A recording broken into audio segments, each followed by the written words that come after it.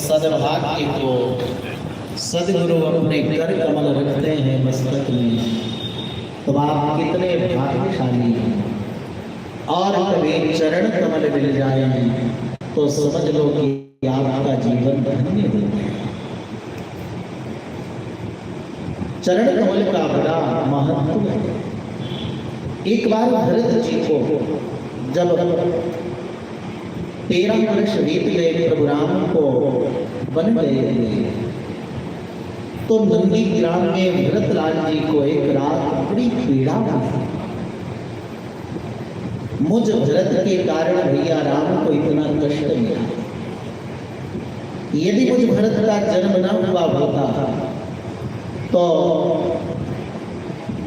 मां कैकेयी भैया राम को वन भेजने का वचन पिताजी से न माना।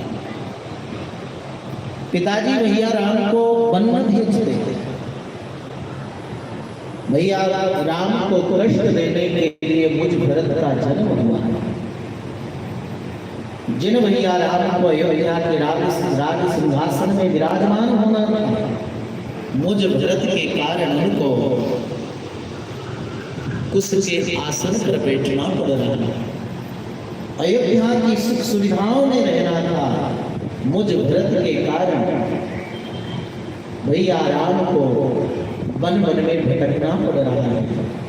ठंडी गर्मी वर्षा कितना कष्ट मिल रहा होगा। जिस मस्तक पर स्वर्ण का मुकुट होना था, मुझ भरत के कारण भैया राम के मस्तक पर जटा का मुकुट धारण करना पड़ा। शरीर पर दिव्य राजसी पोशाक वस्त्र अलंकार धारण करना था, लेकिन मुझ भरत के कारण प्रभु राम को चीर वल्कल धारण करने पड़े।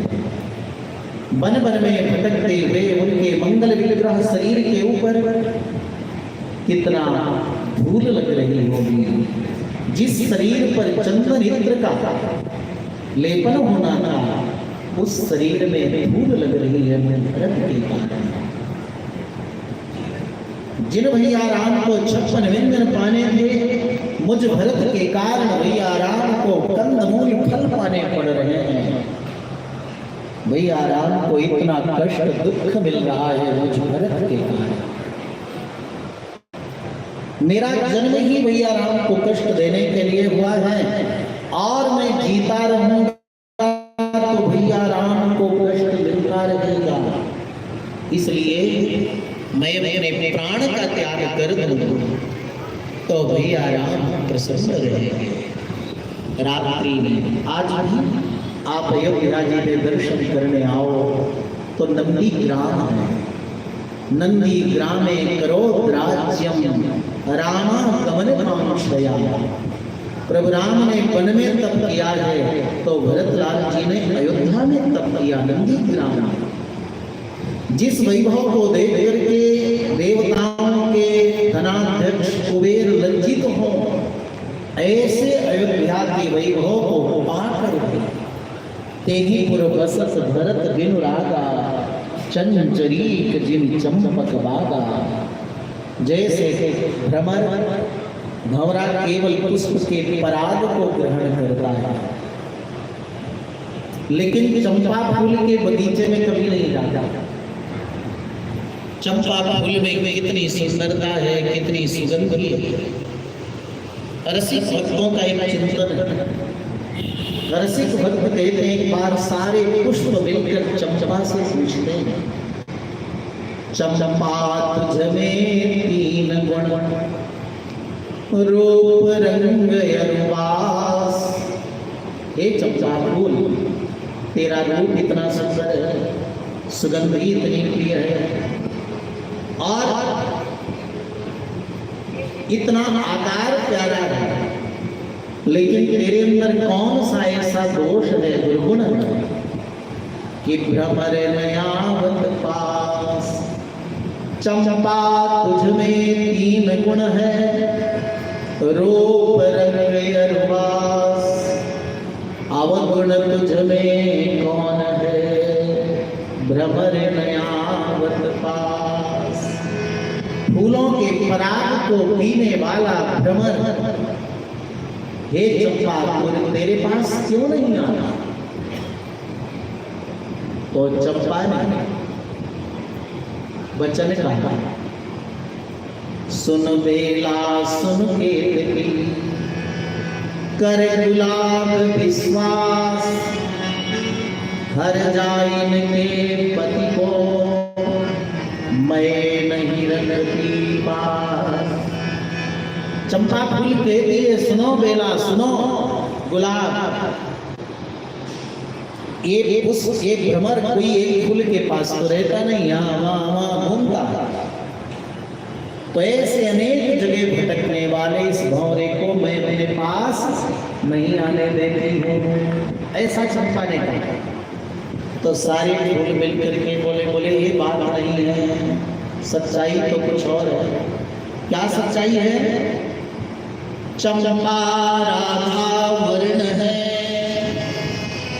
भ्रमर कृष्ण को दास। मात पिता यस जान के, भ्रमर नयावत पास। हे चंपा का सौंदर्य स्वरूप राधा जी के समान है। तुम राधा हो और भ्रमर श्री कृष्ण को अपना पिता मानता है, राधा जी को माँ मानता है। इसलिए भ्रमर तुम्हारे पास पराग ग्रहण करने के लिए नहीं आता, माता पिता जान करके। रसिकों का भाव, रसिक भक्त ऐसे ही तो भगवत आनंद लेते हैं। तो तेहपुर बसत भरत विनुरागा चंचरीक जिमि चंपक बागा, ये वास्तव में शोधन का रिसर्च का विषय है कि भ्रमर अनेक पुष्पों का पराग ग्रहण करने वाला चंपा फूल के पास क्यों नहीं आता है। वैज्ञानिक लोग रिसर्च करें, संतों ने तो अपनी बात बता दी, माता पिता समान के भंवर नामत पास। लेकिन भरत जी ऐसे निस्पृह रहते हैं जैसे भ्रमर चंपा फूल के पास नहीं जाता। नंदी ग्राम में रहते हैं, कितना भाव है भरत जी का। मेरे प्रभु राम जमीन में शयन करते हैं तो मुझ भरत को जमीन में शयन करने का अधिकार नहीं, तो गड्ढा बनाना, सिंहासन बनाना, स्वयं नहीं बैठे। पादुकाओं को विराजमान किया, राम जी की पादुकाओं को।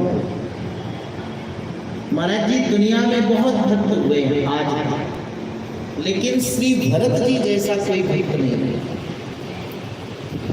और भक्तों ने तो भगवान के सौंदर्य का, रूप का, गुण का अनुभव किया,